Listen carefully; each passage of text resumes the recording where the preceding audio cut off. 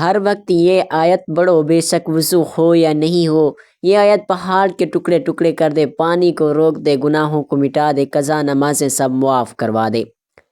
وہ آیت یہ ہے۔ محترم ناظرین، ہمارا آج کا وظیفہ ایک بہت ہی پیاری تسبیح کے حوالے سے ہے کہ جس کے بارے میں حضرت محمد مصطفیٰ صلی اللہ علیہ وآلہ وسلم نے فرمایا، جو بھی یہ تسبیح پڑھے گا اس کے تمام گناہ مٹا دیے جائیں گے اور قضا نمازیں سب اس کی معاف ہو جائیں گی۔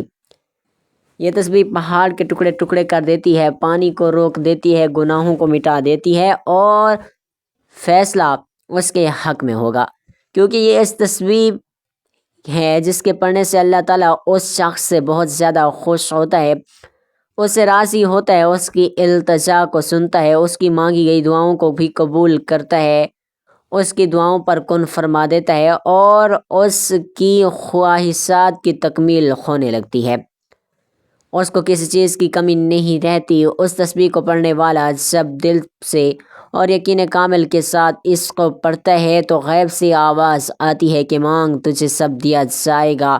تو اس پیاری اور عظیم تسبیح کے بارے میں جاننے کے لیے گزارش ہے کہ ویڈیو کو آخر تک لازمی دیکھے گا۔ ناظرین، اکثر زندگی میں ایسے وقت آتے ہیں جب ہر طرف سے دروازے بند محسوس ہوتے ہیں، فیصلے انسان کے حق میں نہیں ہوتے، اپنے بھی مخالف ہو جاتے ہیں، دشمن طاقتور لگتے ہیں۔ ہر انسان چاہتا ہے کہ کوئی راستہ نکلے، کوئی سہارا ملے، کوئی ایسی چیز ہو جو اس کے حق میں فیصلہ کر دے، اس کے دشمنوں کو مغلوب کر دے اور اسے کامیابی عطا کرے، اس کے تمام قضا نمازیں معاف ہو جائیں، اس کے تمام گناہ مٹ جائیں۔ تو دین اسلام میں ہر مشکل کا حل قرآن مجید کے اندر موجود ہے۔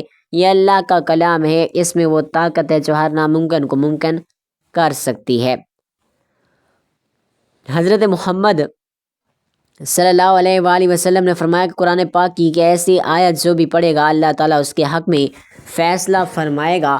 اس تسبیح کو پڑھنے سے انسان کی زندگی میں برکت، سکون، فتح اور آسانی پیدا ہوتی ہے۔ جب کوئی مشکل درپیش ہو، کوئی مقدمہ یا فیصلہ انسان کے حق میں نہ ہو، حالات اس کے مخالف ہوں، تو اس تسبیح کو یقین اور اخلاص کے ساتھ پڑھنا اللہ تعالیٰ کے فضل اور مدد کو اپنی طرف کھینچ لیتا ہے۔ یہ تسبیح پڑھنے سے پہاڑ کے ٹکڑے ٹکڑے ہو جاتے ہیں، یہ تسبیح گناہوں کو مٹا دیتی ہے اور انسان کی تمام قضا نمازیں سب معاف ہو جاتی ہیں۔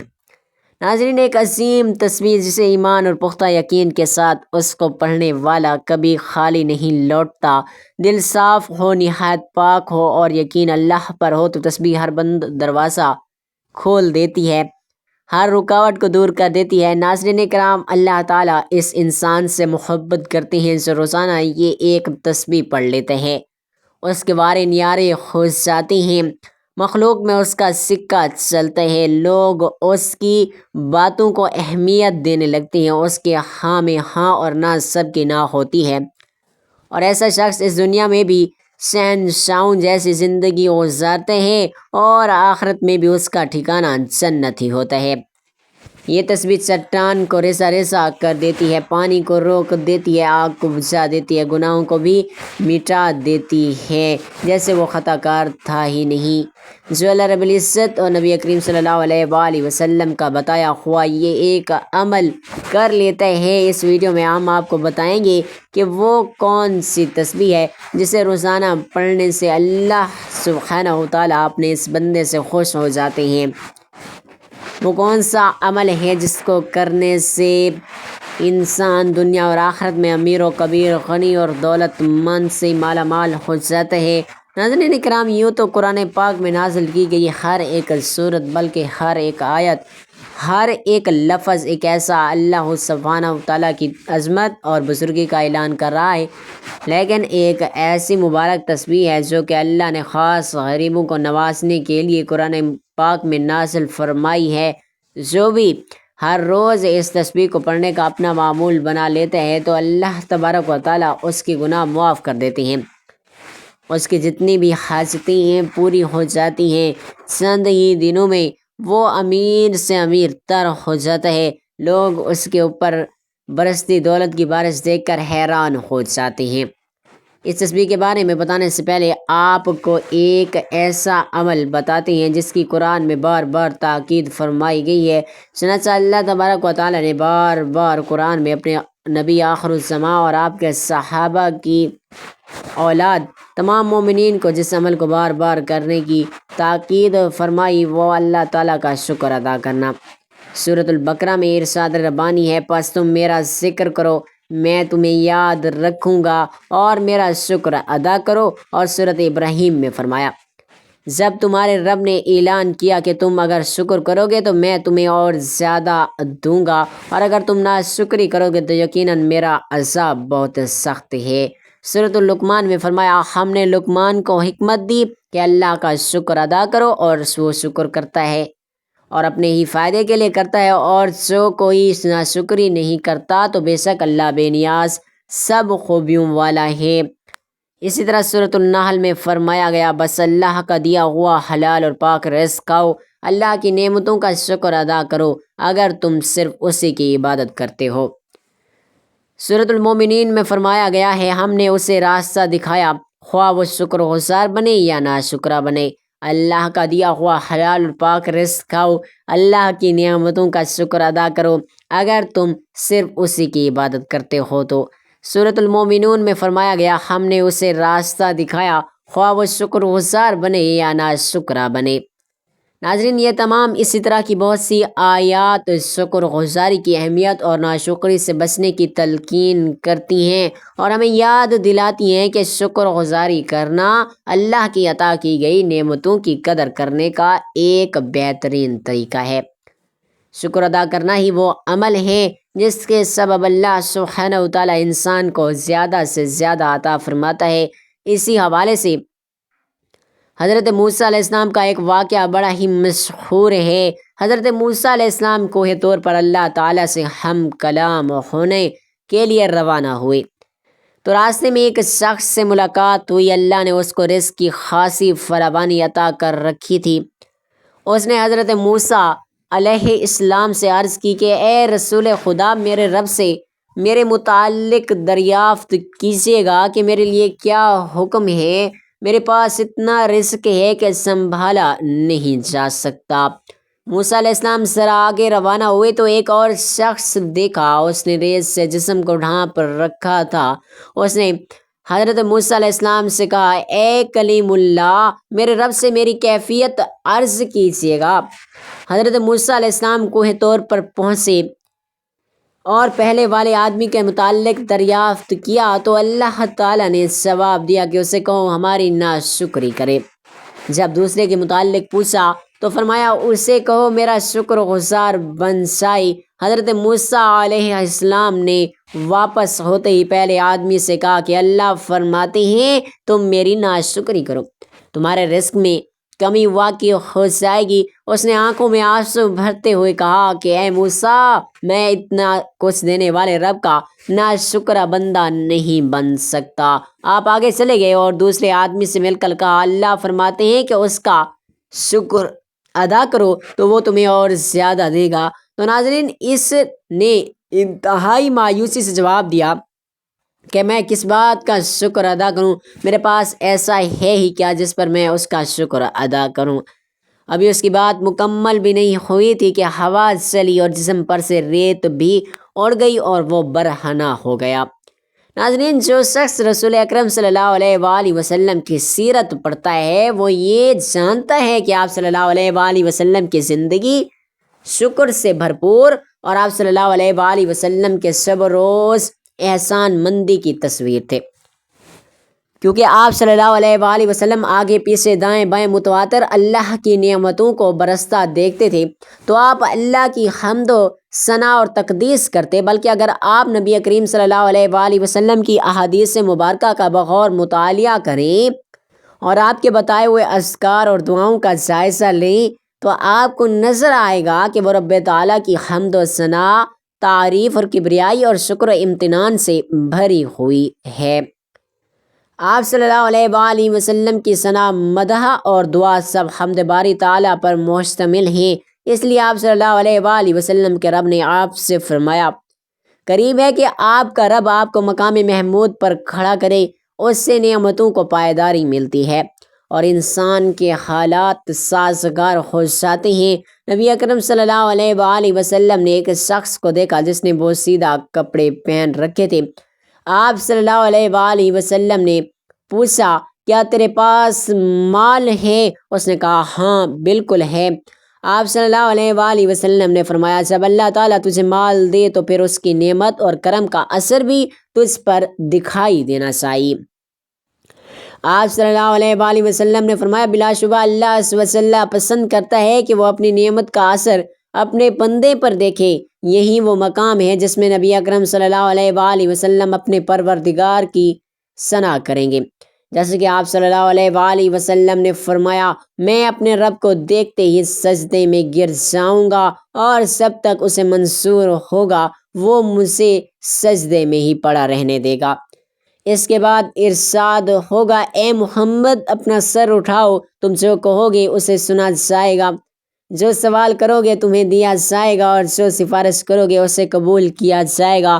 میں اس وقت اللہ تعالیٰ کی ایسی تعریف کروں گا جو اللہ تعالیٰ خود مجھے سکھائے گا، پھر سفارش کروں گا تو میرے لیے مخصوص لوگوں کی حد مقرر کی جائے، میں انہیں جنت میں لے کر جاؤں گا۔ یوں حمد خیرات و برکات کی چابی اور خوشیوں کا دروازہ ہے اور زیادہ ثواب لینے کا راستہ ہے اور اللہ کے قرب کا ذریعہ ہے۔ اس سے نعمتوں کو پائیداری ملتی ہے، برکتیں قائم رہتی ہیں اور حالات سازگار ہو جاتے ہیں۔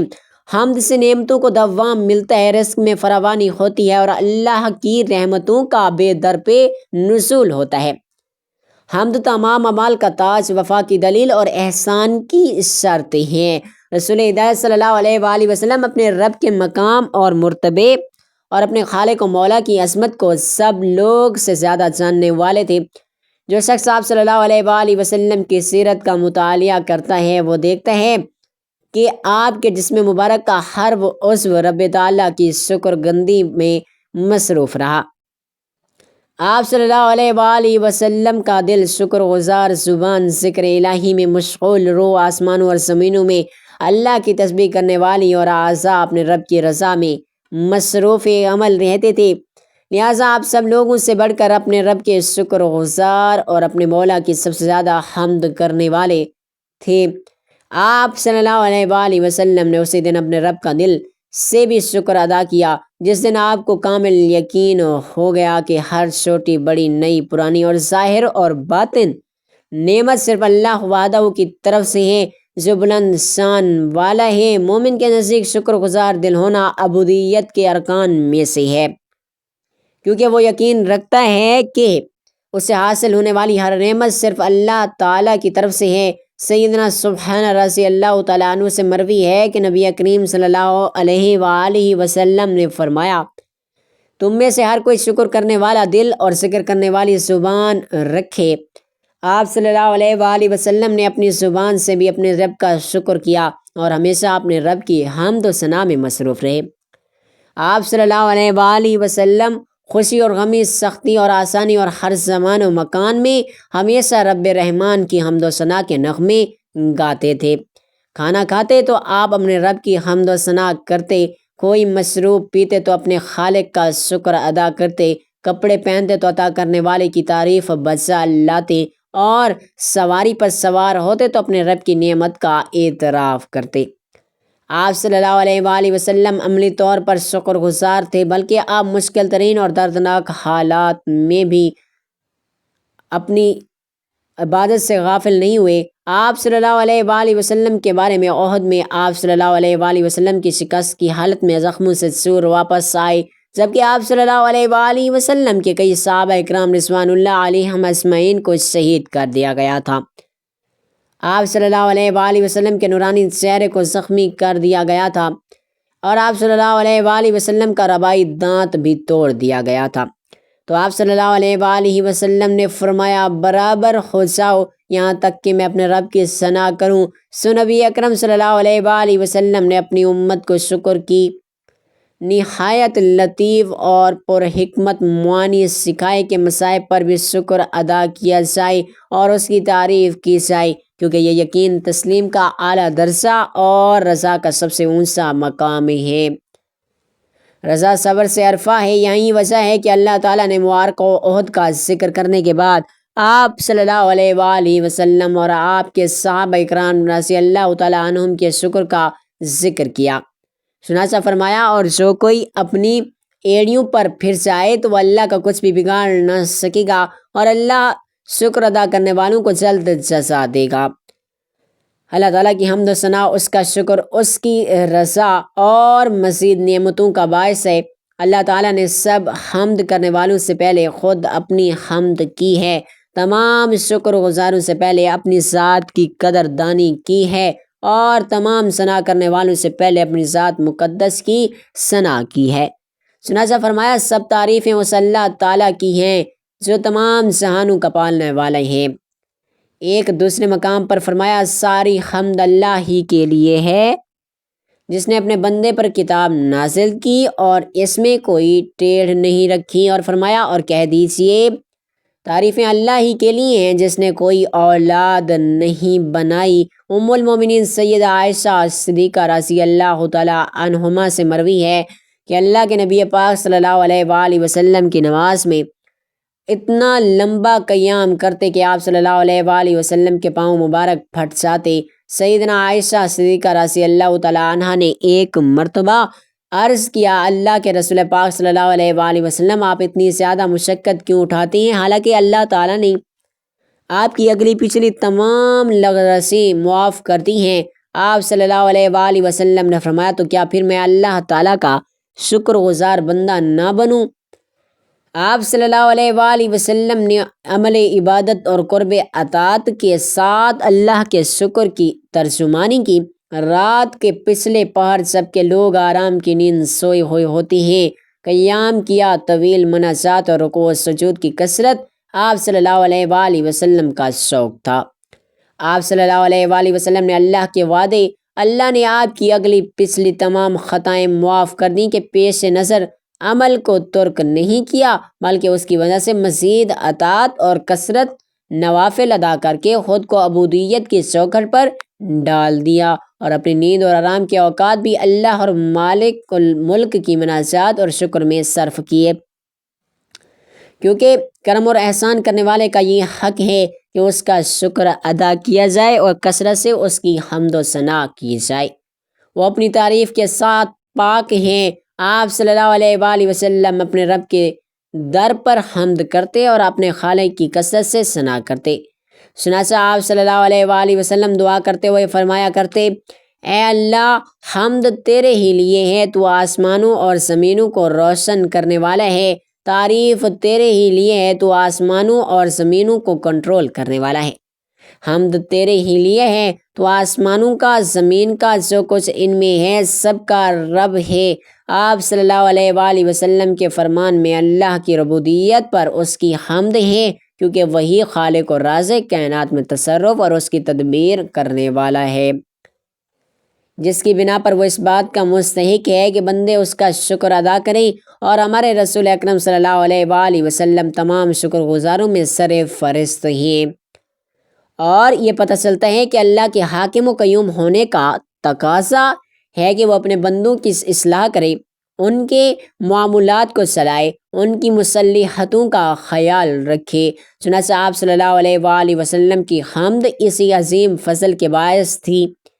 آپ صلی اللہ علیہ وآلہ وسلم پر نازل کی ہوئی کتاب قرآن مجید کا آغاز بھی اللہ کی حمد کے ساتھ ہوتا ہے۔ ارشاد ربانی تعالیٰ ہے کہ سب تعریفیں اللہ تعالیٰ کے لیے ہیں جو تمام جہانوں کا پالنے والا ہے۔ آپ صلی اللہ علیہ وآلہ وسلم نے شکر کی ایک اور نہایت خوبصورت قسم بیان فرمائی، اور وہ ہے باری تعالیٰ کی نعمتوں کا اظہار اور اس کا تذکرہ۔ جیسا کہ اللہ تعالیٰ نے فرمایا، اور آپ اپنے رب کی نعمت کو بیان کرتے رہے۔ نبی اکرم صلی اللہ علیہ وآلہ وسلم نے ایک شخص کو دیکھا جس نے بوسیدہ کپڑے پہن رکھے تھے۔ آپ صلی اللہ علیہ وآلہ وسلم نے اس سے پوچھا، کیا تیرے پاس مال ہے؟ اس نے کہا، ہاں۔ آپ صلی اللہ علیہ وآلہ وسلم نے فرمایا، جب اللہ تعالیٰ نے تجھے مال عطا کیا ہے تو پھر اس کی نعمت اور کرم کا اثر بھی تجھ پر دکھائی دینا چاہیے۔ اور آپ صلی اللہ علیہ وآلہ وسلم نے فرمایا بلا شبہ اللہ عز و جل پسند کرتے ہیں کہ وہ اپنی نعمت کا اثر اپنے بندے پر دیکھیں۔ ان احادیث میں نبی اکرم صلی اللہ علیہ وآلہ وسلم نے اپنی امت کو شکر کا یہ طریقہ سکھایا کہ اللہ کی نعمتوں کا اعتراف کیا جائے، ان کا اظہار کیا جائے اور زبان سے انعام کرنے والے کی صلاح کی جائے۔ ارشاد باری تعالیٰ ہے اور ہم نے اسی طرح لوگوں میں سے بعض کو بعض کے ذریعے سے آزمائش میں ڈالا تاکہ وہ انہیں دیکھ کر کہیں کیا ہم میں سے یہی لوگ ہیں جن پر اللہ نے احسان کیا۔ اللہ اپنے شکر گزار بندوں کو ان سے زیادہ نہیں جانتا۔ آپ صلی اللہ علیہ وآلہ وسلم اپنی نیند سے بیدار ہو کر سب سے پہلے جو کلمہ ارشاد فرماتے تھے وہ اللہ کی حمد پر مبنی ہوتا۔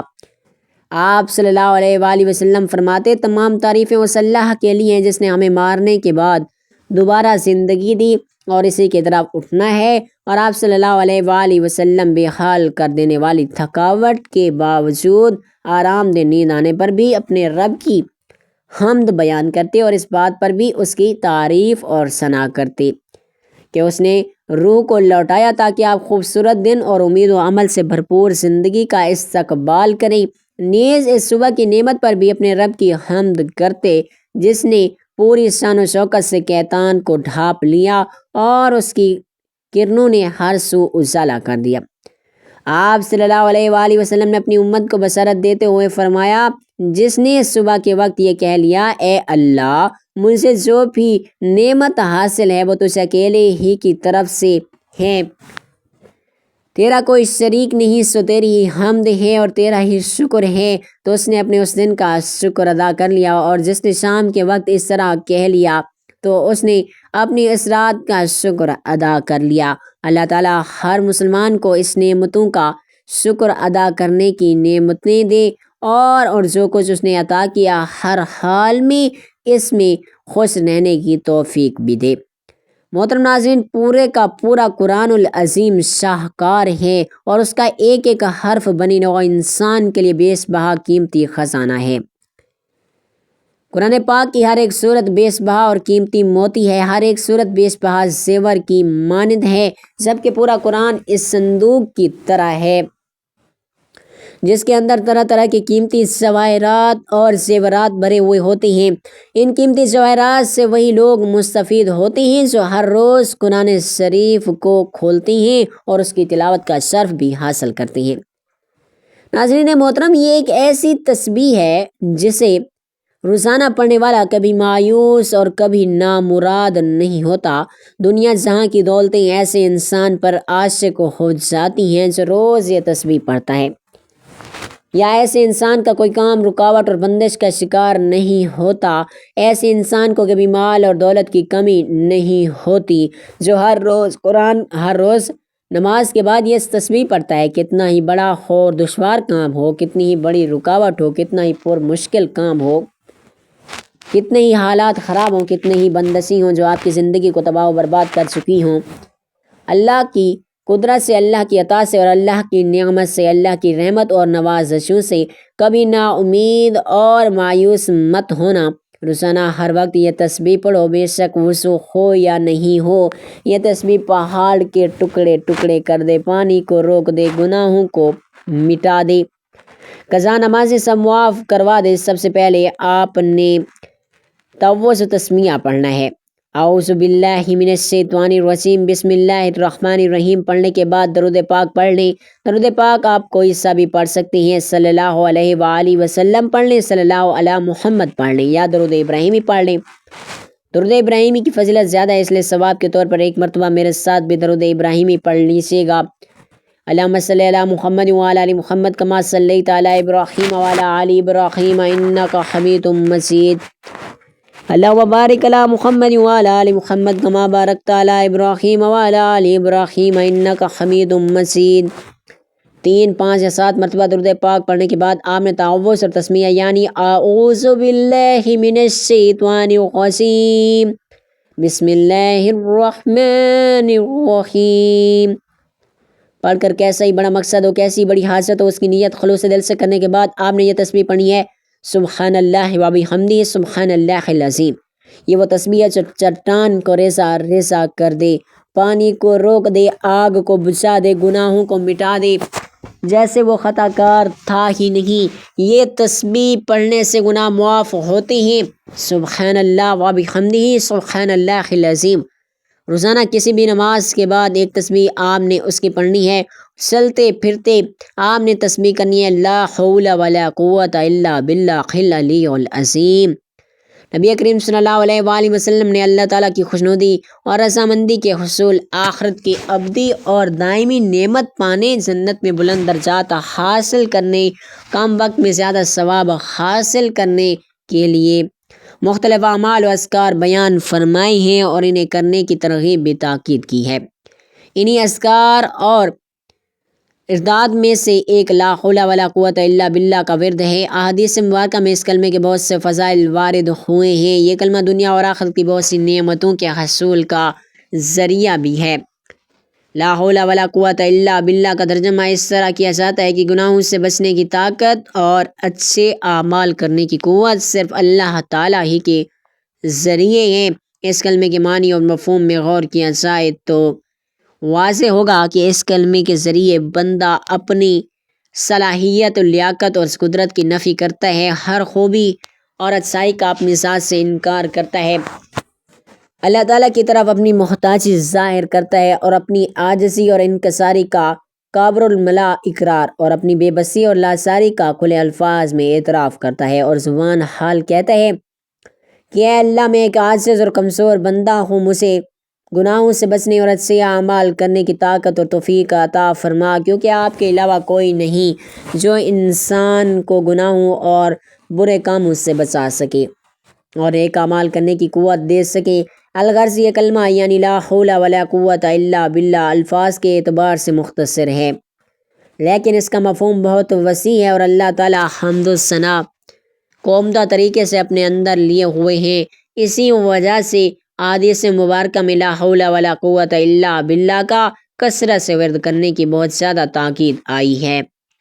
لا حول ولا قوت الا باللہ جنت کا خزانہ ہے۔ متعدد احادیث مبارکہ میں لا حول ولا قوت الا باللہ کو جنت کا خزانہ کہا گیا ہے۔ چنانچہ بخاری شریف وغیرہ میں حضرت ابو موسیٰ اشعری رضی اللہ تعالیٰ عنہ سے روایت ہے کہ وہ فرماتے ہیں کہ ایک مرتبہ صحابہ اکرام رضی اللہ تعالیٰ عنہم نبی کریم صلی اللہ علیہ وآلہ وسلم کے ہمراہ ایک سفر میں تھے۔ جب وہ کسی بلندی پر چڑھتے یا کسی وادی میں اترتے تو بآواز بلند تکبیر کہتے۔ یہ دیکھ کر حضور اکرم صلی اللہ علیہ وآلہ وسلم نے ان سے فرمایا، اے لوگو، اپنے اوپر نرمی کرو، کیونکہ تم کسی بہرے اور غائب کو نہیں پکارتے ہو جو سننے اور دیکھنے والا ہے۔ حضرت ابو موسیٰ اشعری رضی اللہ تعالیٰ عنہ فرماتے ہیں کہ یہ فرما کر حضور اکرم صلی اللہ علیہ وآلہ وسلم میرے پاس تشریف لائے اور وقت میں اپنے دل میں لا حول ولا قوت الا باللہ کہہ رہا تھا تو آپ نے حضرت ابو موسیٰ اشعری رضی اللہ تعالیٰ عنہ کا نام لے کر فرمایا، اے عبداللہ بن قیس، میں تمہیں ایسا کلمہ نہ بتاؤں جو جنت کے خزانوں میں سے ایک خزانہ ہے، وہ ہے لا حول ولا قوت الا باللہ۔ اس حدیث شریف میں ترغیب دی گئی کہ جس طرح انسان کی کوشش اور خواہش ہوتی ہے کہ وہ زیادہ سے زیادہ خزانہ جمع کرے تاکہ دنیا میں خوشحال اور عیش و راحت سے زندگی گزارے، اسی طرح انسان کو چاہیے کہ وہ اس کلمے یعنی لا حول ولا قوت الا باللہ کا کثرت سے ورد کرے تاکہ آخرت میں ابدی اور راحت نصیب ہو، جنت میں اعلیٰ درجات اور زیادہ نعمتوں کا حصول ہو۔ ناظرین محترم، یہ عمل ہونے کے بعد آپ اللہ کے حضور اپنے دونوں ہاتھوں کو بلند کر کے اپنے دل کی تمام حسرتیں اس کے آگے کھول کر بچھا دیں۔ بے شک اللہ سبحانہ وتعالیٰ ہم سب سے بھی زیادہ ہماری حاجات کو، ہماری خواہشات کو جانتا ہے، لیکن دعا کرنا حکم بھی ہے، سنت بھی ہے، اللہ کی رضا بھی ہے۔ کہتے ہیں کہ اللہ دعا کی توفیق انہی لوگوں کو بخشتا ہے جنہیں وہ ان کی منہ مانگی مرادیں عطا کرنا چاہتا ہے، ورنہ ہر کسی کو اپنے سامنے ہاتھ اٹھانے کی توفیق بھی نہیں دیتا۔ لہٰذا نہایت خشوع و خضوع کے ساتھ اللہ کی بارگاہ میں دعا اور التجا کرنے کا اپنا معمول بنا لیجیے۔ کبھی کسی کے سامنے ہاتھ نہیں پھیلانے پڑیں گے۔ ناظرین اللہ تعالیٰ سے دعا ہے کہ ہمیں بہتر عمل کرنے کی طاقت و توفیق عطا فرمائے، آمین یا رب العالمین۔ ناظرین ویڈیو اچھی لگی ہو تو ویڈیو کو لائک کریں، ویڈیو کو شیئر کریں، ہمارے اس معلوماتی چینل کو سبسکرائب کریں، کمنٹ باکس میں اللہ تعالیٰ کے 99 ناموں میں سے کوئی ایک نام ضرور ٹائپ کریں۔ اگلی ویڈیو تک کے لیے اجازت دیجیے، اللہ حافظ، جزاک اللہ۔